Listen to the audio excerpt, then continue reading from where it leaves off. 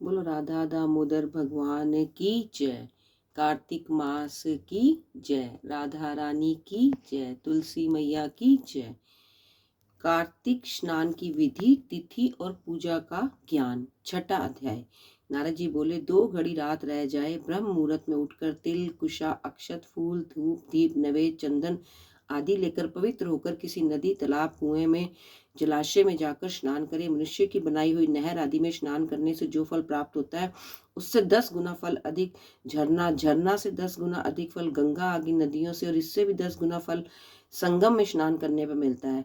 तीर्थ में स्नान करने का दुगना फल मिलता है। विष्णु भगवान का स्मरण करके स्नान का संकल्प करे। तीर्थ और देवता आदि को क्रम से मंत्र बोलकर अर्घ दें और बोले कि कमलनाभ भगवान को नमस्कार है, जलशाही भगवान को मेरा नमस्कार है। हे ऋषिकेश, तुम इस मेरे अर्घ को ग्रहण करिए, आपको मेरा नमस्कार है। बैकुंठ में, प्रयाग में, बद्रिक आश्रम में जाकर भगवान ने 3 पद स्थापित किए। इस प्रकार मुनि, वेद और यज्ञों सहित विष्णु जी ने जहाँ पद स्थापित किए, वहां के सब देवता हमारी रक्षा करें। हे जनार्दन, हे देवेश, हे दामोदर, आपको नमस्कार कर मैं इस जल में प्रवेश करता हूँ। हे दामोदर, आपके अनुग्रह से मेरे सब पाप पूरे हो जाए। हे हरे, कार्तिक मास में व्रत धारण करके जो विधि पूर्वक मैं स्नान करूं, मेरे सारे अर्घ को आप राधा सहित स्वीकार कीजिए। हे राक्षस पतियों के नाश करने वाले श्री कृष्ण, कार्तिक मास में दिए गए मेरे इस अर्घ को ग्रहण कीजिए।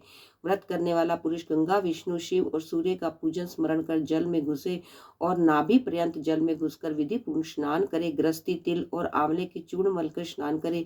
विधवा स्त्री और सन्यासी तुलसी की जड़ की मिट्टी लगाकर स्नान करे। परंतु सप्तमी, अमावस्या, द्वितीया, नवमी, दशमी और त्रयोदशी तिथियों में आंवला और तिल लगाकर स्नान ना करें। प्रथम शरीर के मैल को साफ करें, फिर वेद मंत्र द्वारा स्नान करें। स्त्री और शूद्रों को प्राणों के मंत्रों से स्नान करना चाहिए, वेद मंत्रों से नहीं।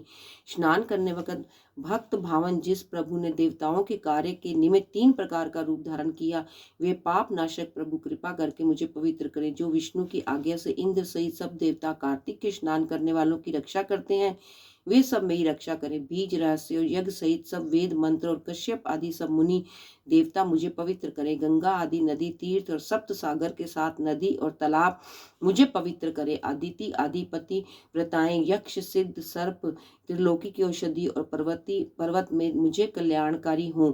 व्रती मनुष्य इस प्रकार स्नान करके हाथ में पवित्री धारण कर देव, ऋषि और पितरों इन सबका तर्पण करे।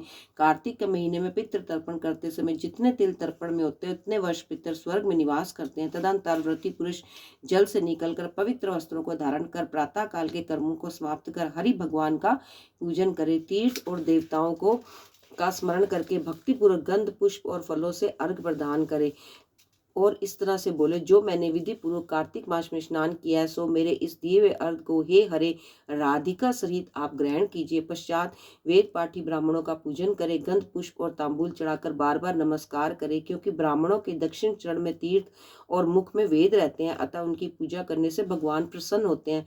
पृथ्वी पर ब्राह्मण विष्णु के रूप हैं, इसलिए अपना कल्याण चाहने वाले कदापि इनका अपमान और विरोध न करें।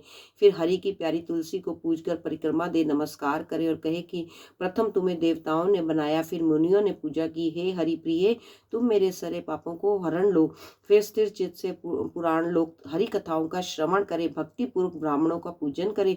भक्ति पूर्वक प्रयोक्त विधियों को करने वाला नारायण के श्लोकता को प्राप्त करता है। रोग और पातकों को हरने वाला, उत्तम बुद्धि, पुत्र और धन और मुक्ति को देने वाले विष्णु भगवान के प्यारे कार्तिक के व्रत के सिवाय और कोई व्रत नहीं है। बोलो राधा दामोदर भगवान की जय। वृंदावन धाम की जय। श्री राधा दामोदर भगवान की जय। गंगा मैया की जय। तुलसी मैया की